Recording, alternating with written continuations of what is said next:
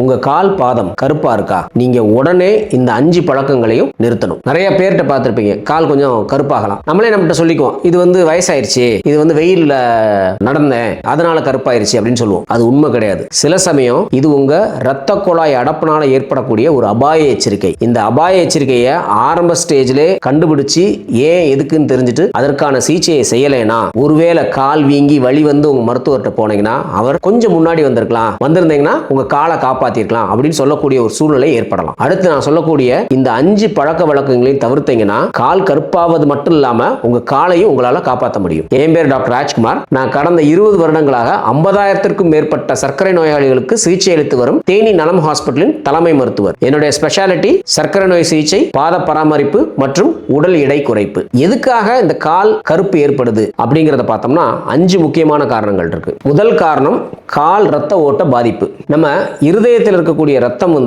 நிறைய ஆக்சிஜன் எடுத்துக்கிட்டு குழாய்கள் மூலம், ரத்த குழாய்கள் மூலம் காலை நோக்கி பயணம் செய்யும். ஸோ கால் மட்டும் இல்லாம உடல்ல இருக்கக்கூடிய நிறைய உறுப்புகள் இருக்கக்கூடிய திசுக்களுக்கு இந்த ஆக்சிஜன் இருக்கக்கூடிய ரத்தம் ரொம்ப அவசியமான ஒன்று. எப்ப இந்த ரத்த ஓட்டம் குறையுதோ என்ன ஆகும்னா, இந்த ஆக்சிஜன் நிறைந்த ரத்தம் அந்த திசுக்கள் போகாதனால அந்த திசுக்கள் இறந்துருது. ஸோ இறக்கிறதுனால வரக்கூடிய மாற்றம் தான் இந்த காலில் ஏற்படக்கூடிய அந்த கருப்பு தன்மை. ஸோ ஏன் இந்த ரத்த குழாய் அடைக்குது அப்படின்னு பார்த்தோம்னா, இந்த ரத்த குழாய்களுக்குள்ள கொழுப்பு கட்டிகள் ஏடு மாதிரி படியுது. ஸோ படிஞ்சு கொஞ்சம் கொஞ்சமா அந்த ரத்த குழாய்கள் சுருங்கி ரத்த ஓட்டமே இல்லாம நின்று போயிருது. ஸோ இதுக்கு நிறைய காரணங்கள் இருந்தாலும் முக்கியமான காரணம் அப்படின்னு பார்த்தோம்னா கட்டுப்பாடு இல்லா ரத்த சர்க்கரை, அதிக ரத்த கொழுப்புகள், கட்டுப்பாடு இல்லா ரத்த அழுத்தம், இதெல்லாம் இருந்துச்சுன்னா குழாய் பாதிக்கும். குழாய் பாதிக்கிறதுனால ரத்த ஓட்டம் குறையும். ரத்த ஓட்டம் குறையறதுனால திசுக்கள் பாதிப்படையும். திசுக்கள் இறக்கிறதுனால வரக்கூடிய மாற்றம் தான் கால் கருப்பாகிறதுக்கு ஒரு முக்கியமான காரணம். ரெண்டாவது முக்கியமான காரணம், ஆக்சிஜன் ஒரு குழாய் போய் ரத்தம் மூலம் எல்லா திசுக்களுக்கும் கொடுத்துரும். ஸோ இந்த ஆக்சிஜன் இல்லாத ரத்தத்தை திருப்பி இருதயத்துக்கும் நுரையீரலுக்கும் சுத்திகரிக்கிறதுக்காக கொண்டு வரது பேரு வெயின் சொல்லுவோம். அதாவது ரிட்டர்ன் வர ரத்த குழாய். இந்த ரிட்டர்ன் வர ரத்த குழாய் சில பேருக்கு பிறப்பில இருந்தோ வேலைனால, உதாரணத்துக்கு பாத்தீங்கன்னா அந்த பஸ் கண்டக்டர், டீ கடையில இருக்கவங்க, கன்ஸ்ட்ரக்ஷன் ஒர்க் பண்றவங்க ரொம்ப நேரம் நின்னுகிட்டே இருப்பாங்க. ஸோ அவங்களுக்கு என்ன ஆகும்னா, இயற்கையாவே அவங்களுடைய ரிட்டர்ன் வரக்கூடிய அந்த ரத்த குழாய் பலகீனமா இருந்துச்சுன்னா அதிகமான புவி இழப்புல அந்த வெயினே வீங்கிரும். ஏற்கனவே அந்த வால்வுல இருக்கக்கூடிய அந்த மாற்றம், வால்வுங்கிறது இதுல என்னன்னா, ஒரு ரத்தங்கிறது திருப்பி அந்த குழாயில வரும். ஸோ ஒவ்வொரு தடவையும் அது திருப்பி கீழே போக ட்ரை பண்ணிக்கிட்டு இருக்கும் புவி இழுப்புல. அந்த கீழே போறது தடுக்கக்கூடியது வால்வு. ஒரு செக் டேம் மாதிரி வச்சுக்கோங்களேன். இங்க நிக்கும், இந்த வால்வு இதை தடுக்கும். அதுக்கப்புறம் அடுத்த லெவலுக்கு வரப்ப அடுத்த வால்வு தடுக்கும். ஸோ இந்த வால்வு இயற்கையா பலகீனமா இருந்துச்சுன்னா, கடையில நிக்கிறவங்க, இல்ல கன்ஸ்ட்ரக்ஷன் இதுல ஒர்க் பண்றவங்க, டீ கடையில வேலை செய்யறவங்க, பஸ் கண்டக்டர்ஸ், இவங்களுக்கு ரத்த நாளமானது விரிவடைஞ்சிரும். ஸோ விரிவடைகிறப்ப என்ன ஆகும்னா, அங்க அதிகமான ரத்தம் நின்றுகிட்டே இருக்கும். பலூன் மாதிரி அப்படியே வீங்கிக்கிட்டு, பலூன் எப்படி வெடிச்சிருமோ இதுல வெடிக்காது. அங்க உள்ள இருக்கிற நீர் மட்டும் அங்க துவாரங்கள் வழி கசிஞ்சு ரத்த நாளத்தை விட்டு வெளியே போய் சதைகள்ல போய் வெளியே போயிடும். ஸோ அப்ப கால் வீக்க வரலாம். ஒன்னு.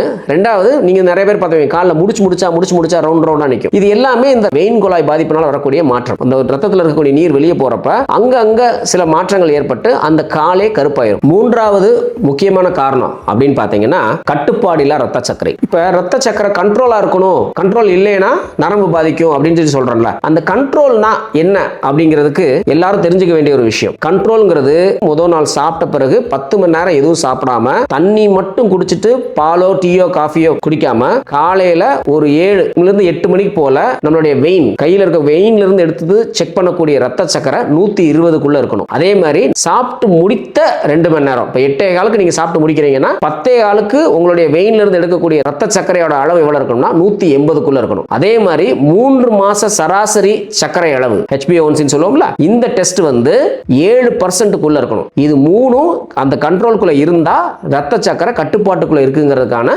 Scientific proof. கண்ட்ரோலே இல்லாத டயபெட்டிஸ் என்ன செய்யும் அப்படின்னு பார்த்தோம்னா, இது போய் நரம்புகளை குறிப்பா பாதிக்கும். நிறைய வீடியோல சொல்லியிருக்கிற மாதிரி நரம்புக்கு மேல ஒரு மைலின் அப்படின்னு ஒரு கவரிங் இருக்கும். இந்த கவரிங் அதிக ரத்த சக்கரை என்ன பண்ணும், அந்த மைலின்ங்கிற கவரை ரிமூவ் பண்ணிடும். ஸோ அதனால கால் தகன்னு எரியுறது, எரிச்சல் இருக்கிறது, மதமதான் இருக்கிறது, பேப்பர் ஒட்டி இருக்கிற மாதிரி ஒரு உணர்வு, பஞ்சில் நடக்கிற மாதிரி ஒரு உணர்வு, இதெல்லாம் இருக்கலாம். ஸோ இந்த நரம்புகள் பாதிப்புனால என்ன ஆகும்னா, காலில் ஒரு சின்ன சின்ன காயங்கள் ஏற்பட்டாலும் அவங்களுக்கு வலியே தெரியாது. இல்லை ஒரு படிக்கட்டில் ஏறிக்கிட்டு இருப்பாங்க, ஒரு படிக்கட்டோட கார்னர் விரல்களில் தட்டும். ஸோ இந்த தட்டுற தட்டுறப்ப நம்ம இயற்கை என்ன செய்வோம், ஐயோ வலிக்குதே அப்படின்னு சொல்லி காலை குனிஞ்சு பார்ப்போம். ஒருவேளை அடி பெருசா இருந்துச்சு, ஒரு ரத்தம் வரக்கூடிய அளவு இருந்துச்சுன்னா உடனே நம்ம என்ன செஞ்சுக்குவோம், நொண்டுவோம், உடனே போய் மருத்துவரை போய் பார்த்து அதற்கான சிகிச்சையை எடுத்துக்குவோம். பட் ஒரு டயபெட்டிக் பேஷண்ட், அதுவும் குறிப்பா நீண்ட நாள் கட்டுப்பாடு இல்லாத ரத்த சர்க்கரை இருக்கிறப்ப இந்த நரம்புகள் பாதிக்கிறதுனால அவங்களுக்கு அந்த உணர்ச்சியே இருக்காது, அவங்க அதை பார்க்கவே மாட்டாங்க. இது மாதிரி இந்த ட்ரிவியல் மைனர் ட்ராமா, அதாவது கண்ணுக்கு தெரியாத சின்ன சின்ன காயங்கள் என்ன பண்ணும், சின்ன சின்ன தோள்கள்ல மாற்றங்கள், ஒரு ரத்த கட்டு கொஞ்சம் ஆறும், அப்புறம் அது பக்கத்துல இன்னொரு அடிபடும் ஆறும், ஈவன் கொசு கடிச்சா கூட அந்த இடத்துல இருக்கக்கூடிய மாற்றங்கள் வந்து அதிக ரியாக்ஷன் ஏற்படுத்தி அந்த இடத்துல தோள்கள் வந்து கொஞ்சம் கொஞ்சமா கருப்பா மாறிடும். டயபெட்டிக் நியூரோபதினா சுகர்னால ஏற்படக்கூடிய நரம்பு மாற்றம், டயபெட்டிக் டெர்மோபதினால சுகர்னால ஏற்படக்கூடிய தோல் மாற்றம். சோ இது ரெண்டும் சேர்ந்து கால்கள் கருப்பாகிறதுக்கு ஒரு முக்கியமான காரணம். நாலாவது காரணம் வந்து அதிக உடல் எடை. உங்களுக்கு ஆச்சரியமா இருக்கும், உடல் எடைக்கும் காலுக்கு என்ன சம்பந்தம் அப்படின்னு யோசிப்பீங்க. உடல் எடை என்னென்ன பிரச்சனைகள் பண்ணுங்கிறத பலமுறை நம்ம பேசியிருந்தாலும் கால் கருப்பாகிறதுக்கும் உடல் எடை ஒரு முக்கியமான காரணம். எப்படின்னா, நான் ஏற்கனவே சொன்ன மாதிரி இந்த ரிட்டர்ன் வர ரத்த குழாய் இருக்கு பாத்தீங்களா, அந்த வெயின், அதிக எடை இருக்கிறவங்களுக்கு இந்த வெயின்ல ஈஸியா பாதிப்பு வந்துடும். ரெண்டாவது, காலில் வந்து ஒரு பம்ப் மாதிரி இருக்கும். ஒவ்வொரு இடம் நம்ம எந்திரிச்சு நின்ன உடனே புவியியலுப்புல நம்ம உடம்புல இருக்கக்கூடிய ரத்தம் எல்லாம் காலை நோக்கி போகும். அப்ப அது கீழே போகாம மேல தள்ளக்கூடியதுக்கு ஒரு நம்முடைய கணுக்காலில் வந்து ஒரு பம்ப் மாதிரி இருக்கும். அது நம்ம எந்திரிச்சு நின்ன அடுத்த செகண்ட் ஸ்டார்ட் ஆகி அந்த ரத்தத்தை வந்து இருதயத்தை நோக்கி தள்ள ஆரம்பிக்கும். உடல் எடை அதிகமா இருந்துச்சுன்னா காலில் இருக்கக்கூடிய வெயின்ல இருக்கக்கூடிய வால்வு பாதிக்கிற மாதிரி இந்த பம்பும் செய்து பாதிச்சிடும். சோ அப்ப என்ன ஆகும்னா, காலில் வந்து நாள்பட ரத்தத்தில் இருக்கக்கூடிய நீரானது கசிஞ்சி வெளியே வரும். அது வெளியே வர்றப்ப தசைகள் இருக்கக்கூடிய மாற்றம், அதில் இருக்கக்கூடிய ரியாக்ஷன்லாம் சேர்ந்து காலை கருப்பாயிரலாம். உடல் எடையில வந்து நம்ம எப்படி வந்து டெஸ்ட் பண்ணுவோம் அப்படின்னா, எல்லாருக்கும் வந்து ஒன்றும் இல்லை, ஒருத்தர் வந்து 6 அடி உயரத்தில் இருப்பார், அவருக்கு ஒரு எடையா இருக்கும், இதே 5 அடி இருக்கவருக்கு ஒரு எடையா இருக்கும். ஸோ அப்போ வந்து உயரத்திற்கேற்ற எடை, அதான் BMI, பாடி மாஸ் இண்டெக்ஸ் அப்படின்னு சொல்லுவோம். ஸோ இந்த BMI ஒரு யூனிட் குறைஞ்சா கூட உங்களுக்கு கால் ரிட்டர்ன் வரக்கூடிய ரத்த குழாயில் வரக்கூடிய பாதிப்போட அளவு வந்து 8% குறைஞ்சிரும். ஸோ உடல் எடையை வந்து உங்களுடைய உயரத்திற்கேற்ற எடை வைக்கிறது ரொம்ப முக்கியமான ஒரு விஷயம். 5வது முக்கியமான காரணம் அப்படின்னு பார்த்தோம்னா கிருமிகள். குறிப்பா சக்கரை பேஷண்ட்டுக்கு சக்கரை கண்ட்ரோல் இல்லாதப்ப உடம்போட எதிர்ப்பு சக்தி குறைஞ்சிரும். ஸோ உடம்புல எல்லாருக்கும் இயற்கையை நிறைய கிருமிகள் இருக்கும். நம்ம கால் விரல்களுக்கு இடையில பார்த்தீங்கன்னா நிறைய நேச்சுரல் ஃபங்கை இருக்கலாம், சில கிருமிகள்லாம் இருக்கலாம். ஸோ இந்த எதிர்ப்பு சக்தி குறையிறப்ப என்ன ஆகும்னா, இந்த உடம்புல இருக்கக்கூடிய இயற்கையான கிருமியே வந்து தொற்று கிருமிகளா மாறிடும். ஸோ இந்த தொற்று கிருமிகள் என்ன பண்ணும்னா, ஸ்கின்ல அங்கங்க சின்ன சின்ன பிரச்சனைகளை உண்டாக்கிறோம். ஸோ உண்டாக்கி அதில் வரக்கூடிய மாற்றங்கள்னால கால் கருப்பாகலாம். இந்த கிருமிகளை நம்ம குறிப்பா கவனிக்க வேண்டியது வந்து பூஞ்சங்காலம். ஸோ குறிப்பா நம்ம லேடிஸ் பார்த்தீங்கன்னா நிறைய தண்ணியிலே வேலை செய்வாங்க. சமையல் கட்டாகட்டும், பாத்திரங்கள் வரப்ப, துணி துவைக்கிறப்பெல்லாம் நிறைய நேரம் தண்ணியிலே வேலை செய்வாங்க. ஸோ இந்த தண்ணியில ஒர்க் பண்றப்ப சுகர் கண்ட்ரோல் இல்லாதப்ப அது ஒரு தொற்று கிருமியா மாறி கால்கள் விரல்களுக்கு இடையே வந்து ஒரு வெள்ளையா ஒரு மாற்றத்தை ஏற்படுத்திடும். இது வந்து இன்டர்ட்ரைஜீனஸ் அல்சர் அப்படின்னு சொல்லுவோம். இது வந்து பூஞ்சங்காலானால் ஏற்படக்கூடிய பாதிப்பு. ஸோ இதுவுமே வந்து ஆரம்ப ஸ்டேஜில் கண்டுபிடிச்சு ட்ரீட் பண்ணலைன்னா கால் கருப்பாகிறது மட்டும் இல்ல, விரல்களையே இழக்கக்கூடிய ஒரு சூழ்நிலையை உண்டாக்கிடலாம். அதுக்கப்புறம் வந்து இந்த எக்ஸிமா, கரப்பான்னு சொல்லுவோம். இது வந்து ஏன் வருதுன்னா, தோள்கள் வந்து ரொம்ப வறட்சி ஆகிறப்பையும் சில கிருமிகள்ல இருந்து ஆரம்பிக்கக்கூடிய பிரச்சனை தான் இந்த எக்ஸிமா. இந்த எக்ஸிமாவும் ஆரம்ப ஸ்டேஜில் கண்ட்ரோல் பண்ணி ட்ரீட் பண்ணி சரி பண்ணலைன்னா இது வந்து பரவுறது மட்டும் இல்லாம கலர் மாற்றம் ஏற்படுத்தி அதுக்கப்புறம் வந்து அங்க புண்ணு ஏற்படக்கூடிய ஒரு நிலைக்கு போய் நிப்பாட்டிடும். இதுக்கு ரொம்ப சிம்பிள் காரணம் என்னன்னா, கால் வறண்டு போறது. எக்ஸிமா, இன்ஃபெக்ஷன் இதெல்லாம் வர்றதுக்கு முந்தைய காரணம் அப்படின்னு சொல்லலாம். இப்ப சமீபத்தில் ஒரு பேஷண்ட் பார்த்தோம், ஒரு மாசம் இருக்கும், 40-50 வயசு இருக்கும், அவங்க டயபெட்டிக் பேஷண்ட், கண்ட்ரோலே இல்லை அவங்களுக்கு. காரணம் என்னன்னா, அவங்க வந்து வேலை அதிகமா இருக்கிறனால உடம்பு பத்தி அவங்க கவலையே படுறது இல்லை, லேட்டா சாப்பிட்றது, கரெக்டா மாத்திரை போடுறது கிடையாது, உடம்ப சரியா பார்க்கல. இந்த வேலை செஞ்சுட்டே இருந்தப்ப ஒரு நாள் வந்து கால் விரல் எடுக்கல, அது வெள்ளையா வந்திருக்கு. ஸோ அவங்க பார்த்துருக்காங்க, பார்த்துட்டு அவங்க என்ன நினைச்சிருக்காங்க, ஈரத்தில் இருந்தனால தோல் வந்து நனைஞ்சு போயிருச்சு, அதனால வெள்ளையாயிருச்சுன்னு நினைச்சிட்டு ஏதோ மஞ்சள் பொடி எதையோ எடுத்து அங்கே வச்சுட்டாங்க. இப்போ மஞ்சள் பொடிங்கிறது நம்ம கிடைக்கிறது வந்து கெமிக்கல் கலந்தது, இயற்கையான மஞ்சள் பொடியை கிடைக்குமாங்கிறது தெரியல. கெமிக்கல் நிறைஞ்ச மஞ்சள் பொடியை வச்சுட்டே இருந்திருக்காங்க.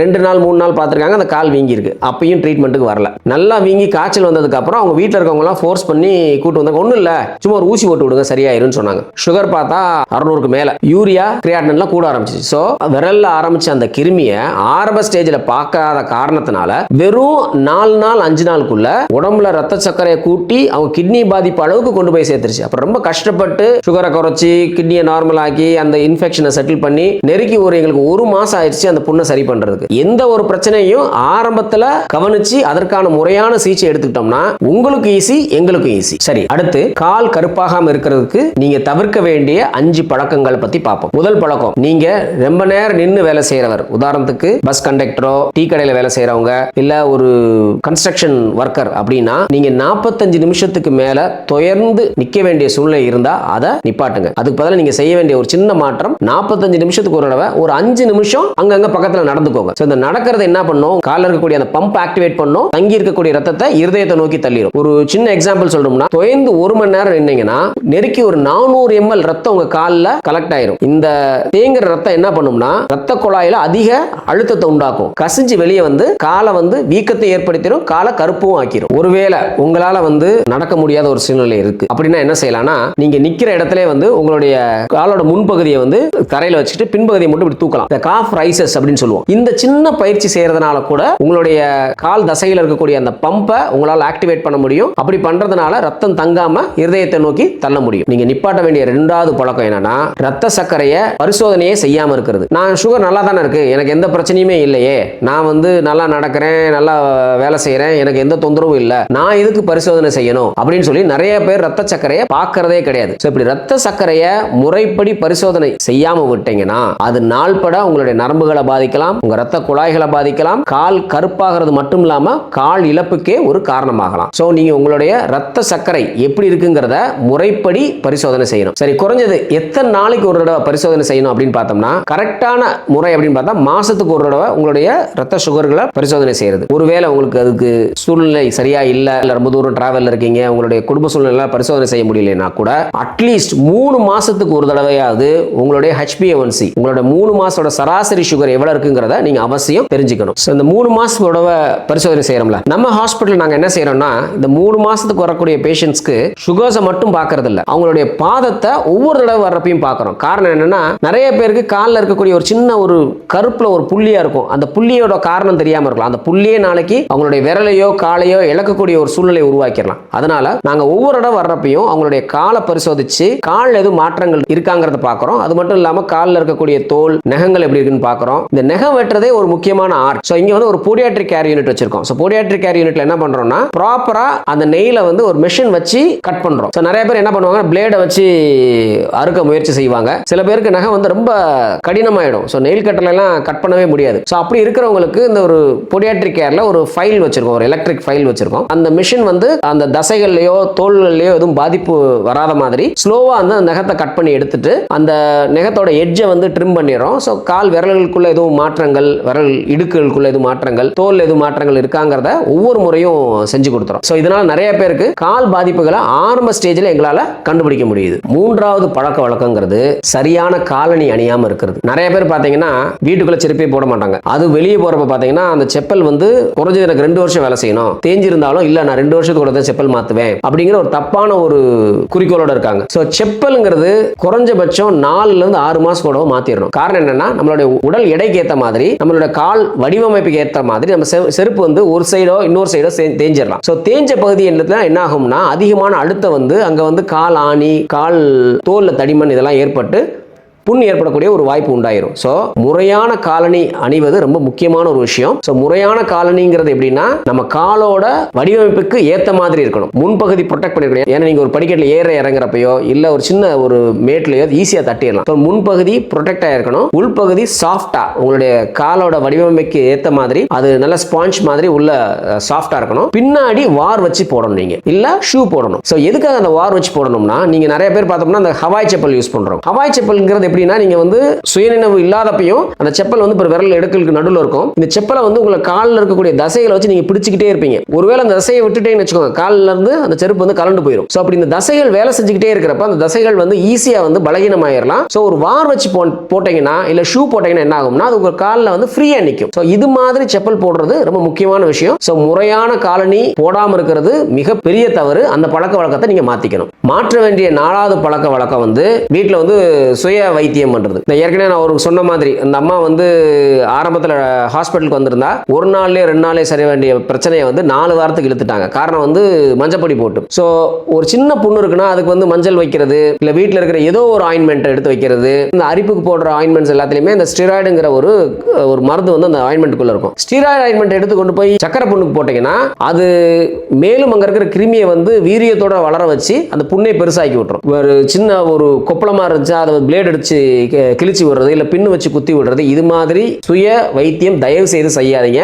இது அன்னைக்கு சரியா இருக்கும், பட் நாளைக்கு அதோட விளைவுகள் எப்படி இருக்குங்கிறது தெரியாது. ஒருவேளை காலையே இழக்கக்கூடிய ஒரு சூழ்நிலையை உருவாக்கிடலாம். அதே சமயத்தில் ஒரு சின்ன புண்ணு ஏற்பட்டுருது, உடனே வீட்டில் என்ன செய்யணும் அப்படின்னு ஒரு சந்தேகம் இருந்துச்சுன்னா உங்களுடைய சந்தேகங்களை கமெண்ட் பாக்ஸ்ல கமெண்ட் பண்ணுங்க. உங்களுடைய சந்தேகங்களை நாங்க தீர்த்து வைக்கிறோம். 5வது பழக்கம், நீங்க முற்றிலும் தவிர்க்க வேண்டிய பழக்கம் என்னன்னா உடற்பயிற்சியே இல்லாம இருக்கிறது. குறைஞ்சது ஒரு நாளைக்கு 30 நிமிஷம், ஒரு வாரத்திற்கு குறைஞ்சது 150 நிமிஷம் நாள் நடக்கணும். எனக்கு வேலை ஜாஸ்தியா இருக்கு, எனக்கு இன்னைக்கு டைம் இல்ல, நான் இந்த வேலையெல்லாம் முடிச்சுட்டு வாக்கிங் ஸ்டார்ட் பண்றேன், நான் காலையில் எனக்கு தூக்கம் வருது, என்னால எந்திரிக்க முடியல, இப்படி சொல்றது வந்து நீங்களே உங்களுக்கு பிரச்சனைகளை உண்டாக்கக்கூடிய ஒரு விஷயம். இந்த பழக்க வழக்கங்கிறது தவறான ஒரு பழக்க வழக்கம். ஒரு வாரத்தில் குறைஞ்சது 5 நாளும் நடைப்பயிற்சி செய்வது ரொம்ப முக்கியமான ஒரு விஷயம். இதுவரைக்கும் கால் கருப்பாவதற்கான காரணங்கள், அது வராம இருக்கிறதுக்கு தவிர்க்க வேண்டிய 5 பழக்கங்களை பத்தி பார்த்தோம். கால் எரிச்சலுக்கு இதைவிட சிறந்த தீர்வு இருக்க முடியாது அப்படிங்கிற வீடியோவை கமெண்ட் பாக்ஸ்ல போட்டிருக்கோம், கிளிக் பண்ணி பாருங்க.